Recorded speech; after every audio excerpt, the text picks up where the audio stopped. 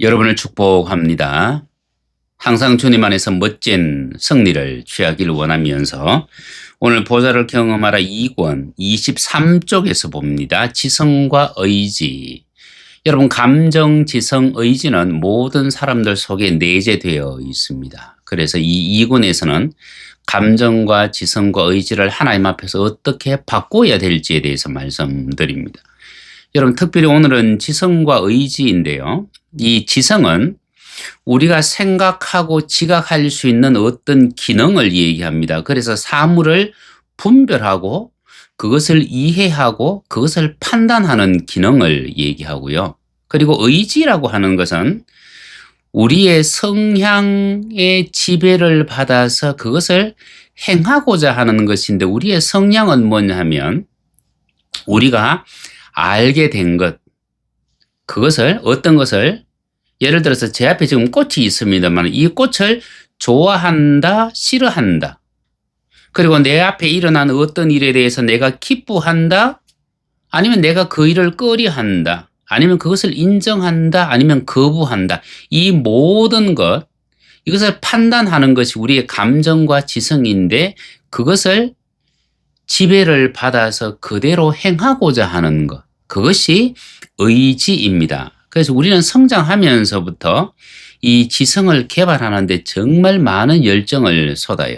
그런데 여러분, 우리가 그리스도 예수 안에 들어와서 새롭게 함을 입을 때에는 우리의 지성과 의지도 포함된다는 겁니다. 우리가 기존에 알고 있던 우리의 어떤 기능, 어떤 역할, 어떤 의지, 이것은 우리를 전부 새롭게 하시려는 하나님과 충돌해요. 하나님은 우리의 모든 것을 새롭게 하기를 원하십니다. 그러면 우리의 지성, 우리의 의지도 새롭게 함을 받아야 돼요.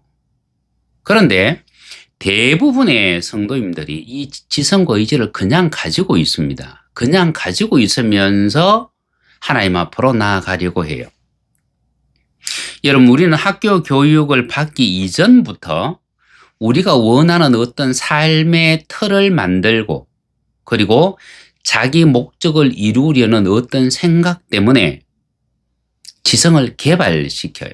그래서 보고 듣고 느끼는 모든 것을 체계화하고 내가 생고집을 피워서라도 내가 목적한 그것을 이루고야만 합니다. 그래서 우리가 사고를 한다, 어떤 생각을 한다, 이것은 우리의 지성의 결정체입니다. 그리고 우리가 어떤 행동을 한다는 것은 우리의 의지의 결정체인데, 이 두 가지는 항상 같이 있습니다. 따로 놓이지 않습니다. 같이 있습니다. 그러면서 서로를 보완합니다. 예수님께서 게네사렛 호숫가에서 시몬의 배에 오르셨습니다. 그리고 난 뒤에 깊은 데로 가서 그물을 내리라고 말씀을 하셨습니다. 이때 시몬의 대답 안에는 지성과 의지가 서로 보완하면서 함께 협력하고 있다는 것을 보여줘요. 마태복음 6장 5절 말씀, 시몬이 대답하여 이르되 선생님, 우리들이 밤이 새도록 수고하여서되 잡은 것이 없지만은 말씀에 의지하여 내가 그물을 내리리이다. 여러분, 이 대답 속에 내가 말씀에 의지한다는 것은 나의 지성이에요. 내가 그물을 내리겠습니다 라고 하는 것은 나의 의지입니다. 그래서 말씀을 받아들이는 지성과 그물을 내리려는 의지가 순차적으로 함께 움직입니다. 그러면서 시몬은 우리들이 밤이 맞도록 수고하였으되라고 하면서 자신들이 의지로 했던 일을 먼저 얘기합니다. 그리고 그것을 포기합니다. 왜냐하면 그들이 밤이 새도록 했던 그 일은 이미 길들여진 습관이에요. 우리는 우리의 길들여진 습관에 익숙합니다. 왜냐하면 그것이 편하기 때문에, 그리고 그것을 고집해요. 그런데 하나님 앞에서는 우리의 익숙함, 우리의 길들여진 모든 습관을 다 내려놓아야만 됩니다. 다행히 시몬은 자신의 지성을 포기하고 대신 예수님의 말씀을 받아들였습니다. 그리고 의지를 발휘했고 많은 물고기를 잡았습니다.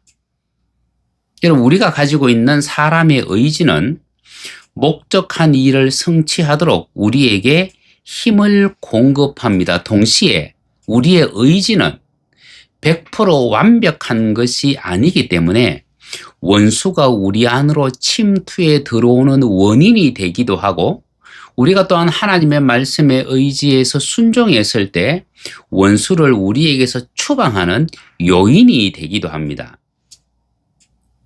이 말이 좀 어렵게 들리십니까? 그러면 제가 제시펜 루이스와 이반 로버츠, 굉장한 분들이시죠?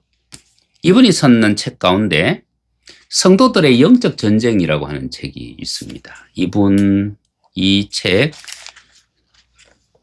138쪽, 139쪽을 제가 읽어 드립니다. 수동성이 제거되기 위해서는 그 사람의 완전한 협력이 필요하며, 이 때문에 그가 수동성에서 벗어나는 데에는 긴 시간이 필요합니다. 속임수와 수동성은 사람이 자신의 상황을 깨닫고 그것의 근거 및 그를 통해 일어나는 속임수를 거절하기 위해 그의 의지를 사용하여 협력할 때라야 제거될 수 있습니다. 여러분, 속임수, 수동성, 속임수는 거짓이죠. 수동성은 사람이 가지고 있는 최악의 어떤 문제점입니다. 왜냐하면 하나님은요, 수동적인 사람, 게으른 사람을 쓰신 적이 한 번도 없습니다. 그래서 거짓과 이 수동성을 제거하기 위해서는 뭐냐 하면 우리의 의지를 사용을 해야만 된다. 하나님 제거해 주시옵소서가 아니라 하나님 제거하기를 원합니다. 어떻게 제거할까요? 말씀하시는 대로 제가 하겠습니다. 자기 의지를 발동시켜야 된다는 얘기죠. 악한 영들이 믿는 이 안으로 침투해 할 수 있는 입지가 된 그 원인, 즉 의지를 사용하는가의 여부가 동시에 악한 영들이 그에게서 추방되는 요인이 되기 때문에, 믿는 이가 자신의 의지를 사용하지 않는다면 악한 영들을 쫓아낼 수 없습니다. 그러면 우리의 의지가 잘못되어졌기 때문에 그 의지가 행한 대로 악이 우리에게 들어왔다면 우리는 그 악을 제거하기 위해서 다시 우리의 의지를 발동시켜야 되는데, 우리의 본성적 의지 가지고는 이것이 안 됩니다. 왜냐하면 이미 오염되어져 있기 때문에. 그래서 우리 안에 있는 악을 제거하려고 하면 우리의 본성적 의지를 새롭게 해야만 합니다. 그래서 하나님께 복종하지 않는 사람의 본성적 의지는 하나님의 도구가 될 수 없습니다. 사물을 사고하고 판단하는 본성적 지성도 하나님의 도구가 될 수 없습니다. 왜냐하면 이것이 타락한 본성에서 나오기 때문입니다. 타락한 본성에서 나오는 것은 그것이 때로 선하고 유용하게 사용될지라도 언제든지 죄의 도구가 될 수 있기 때문입니다. 우리는 선을 70% 가지고 있고 악을 30% 가지고 있으면 우리는 잘된 거라고 생각을 해요. 우리는 90%의 선을 가지고 있고 10%의 악을 가지고 있으면 저 사람은 정말 선한 사람이라고 생각해요. 그런데 하나님은 100%의 선을 우리에게 요구합니다. 그러면 70%의 선과 30%의 악을 가지고 있는 그 사람은요, 이 30%를 하나님 앞에서 선으로 바꾸면 되느냐? 아니에요.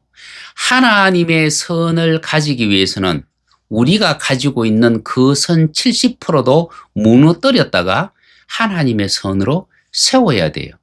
우리는 우리의 선을 붙잡지만 하나님의 선과 비교조차 되지 않기 때문에 우리는 모든 선을 무너뜨린 후에 하나님의 선으로 새롭게 지음을 받아야 됩니다. 그래서 우리의 지성, 우리의 의지, 우리의 감정, 모든 것이 새롭게 되어야 된다는 말씀입니다. 24쪽 중반부 봅니다. 세 번째 챕터. 생각은 눈에 보이고 귀에 들리는 것에 따라 수시로 바뀝니다. 조그마한 손해나 이익에도 민감합니다. 자신을 높이고 자신을 우선시하는 타락한 본성을 가지고 있기 때문입니다. 하나님께서 거하시는 영처럼 거듭나지 않았기 때문에 매 순간 복종시키고 매 순간 새로워져야 돼요. 여러분, 우리의 영은 지성소에 해당된다고 말씀드렸습니다. 우리가 그리스도 예수를 믿는 순간에 이 영에 하나님께서 임하십니다. 문제는 어디냐 하면 이 성소에 해당되는 우리의 감정입니다. 우리의 혼입니다. 감정과 지성과 그리고 의지입니다. 이 세 가지를 완전히 새롭게 하지 않는 한 하나님 앞으로 나아갈 수 없기 때문입니다. 그렇지 않으면 자기 마음대로 상상하거나 자기 마음대로 거짓을 만들어내요. 그래서 주 예수를 믿는 사람, 예배하는 사람들을 다 모아놓고 하나님에 대한 이미지를 말하고 그려보라고 얘기하면 교회에서 배운 대로 똑같은 이미지를 얘기해요. 똑같은 걸 얘기해요. 동시에 각자 다른 뭔가의 모습을 또 얘기해요. 어떤 사람은 하나님을 선한 모습으로, 어떤 사람은 하나님을 무서운 모습으로, 어떤 사람은 하나님을 품에 안으시는 모습으로, 어떤 사람은 세상을 심판하시는 하나님으로 묘사합니다. 그 얘기는 자기 관점으로 하나님을 보기 때문입니다. 그래서 때로는 사실을 축소하고 과장하고 합리적이라는 지표를 들고 자기를 계속 정당화해요.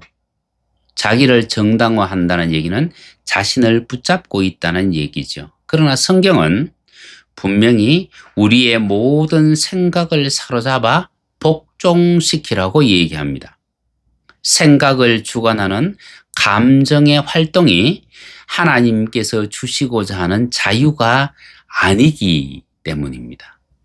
하나님께서 우리에게 주시고자 하는 자유는 그냥 우리가 기뻐하고 우리가 즐거워하는 그 정도 수준의 자유함이 아닙니다. 하나님께서 우리에게 주시고자 하는 자유함은 영과 육을 아우르는 총괄적인 자유를 우리에게 말씀합니다. 그래서 우리가 특별히 정말 조심해야 될 것은 뭐냐면 사단이 아니에요.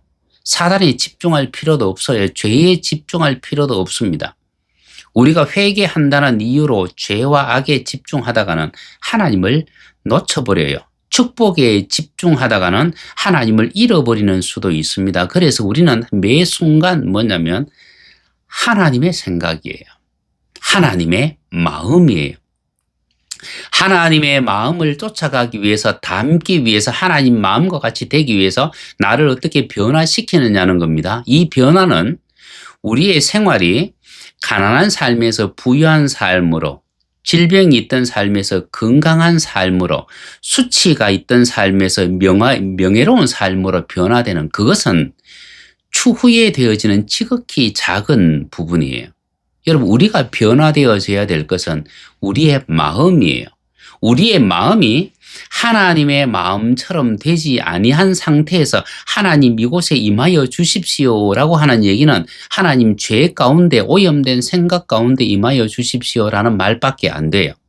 그래서 하나님 나에게 임하여 주십시오라고 기도하기 이전에 우리는 우리의 마음 상태를 하나님의 마음으로 만들어갈 수 있어야 돼요. 그러면 하나님께서 우리에게 임하십시오라고 우리가 기도하지 아니해도 하나님이 이미 우리 안에 임하여 계시고 우리의 삶을 주관하시고 우리의 삶을 이끌어 가십니다. 그래서 하나님께서 이스라엘 백성들에게 성막을 만들라고 말씀하시는 이유는 이 성막이 무엇을 가리키고 있기 때문에 사람을 상징하고 있기 때문입니다. 다시 말씀드립니다. 지성소는 우리의 영에 해당되어집니다. 그리고 성소와 물두멍과 번제단은 우리의 혼에 해당되어집니다. 특별히 성소 안에 있는 이 진설병, 그리고 촛대, 그리고 이 향로는 우리의 감정에 해당되어지고요. 물두멍은 우리의 지성에 해당되어지고 번제단은 우리의 의지에 해당되어집니다. 그리고 이 뜰은 우리의 몸에 해당되어지고 둘러선 이 세마포 휘장은 우리의 피부에 해당됩니다. 이것을 여러분 꼭 기억해 주시면 감사하겠습니다.